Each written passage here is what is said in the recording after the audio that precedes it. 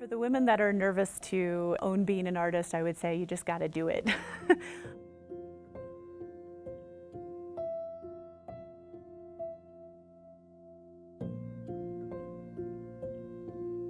Athena Project's mission is to empower women in the arts. That's our mission in a nutshell, and we do that in various ways with various programs throughout the year. And one of the goals is to promote gender parity. Women are drastically underrepresented in the arts, and rather than complaining about it and being bummed out about it, they said, what can we do about it? And so the Athena Project was born out of that need and that passion.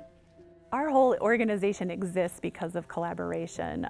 We are primarily a volunteer-driven organization with a professional structure. I think a lot of people get confused when they look at the size of our organization and the number of people are involved. They think, wow, this is, we're running off of a budget that is $1 million budget, and we're not. We're running off of labors of love, and we're running off of a lot of passion from people that are pouring their energy and their professionalism and their artistic passion as well into the organization.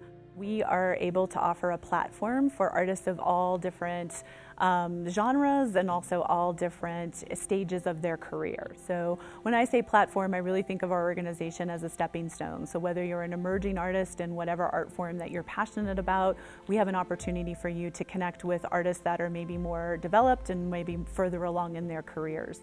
Something that I'm super interested in is figuring out how to increase audience access to the arts. And one of the ways that we're trying to do that is an event called Crosspollination, where we're able to pair musicians with female dancer, a musician with a spoken word artist, a musician with a playwright, and a musician with a visual artist. The Athena Project waited until the night before this started to pair every artist with a different artist. So we didn't know who we were coming in to work with, and we weren't able to prepare ahead of time. So it was asked that we show up and really create something raw and organic. It's very exciting to do that because a lot of times the different disciplines in the arts do become kind of isolated from each other.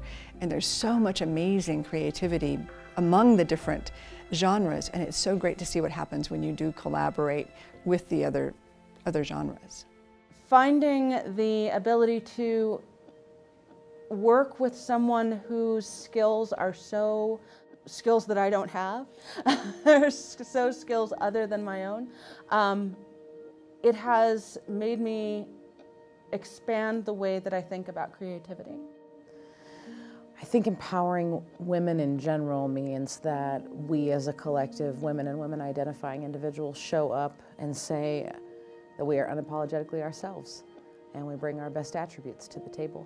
Allowing women artists a space in which to find each other and collaborate is extremely empowering because it's fostering a sense of community, it's fostering connections, networking, and with the collaboration together, we're all stronger.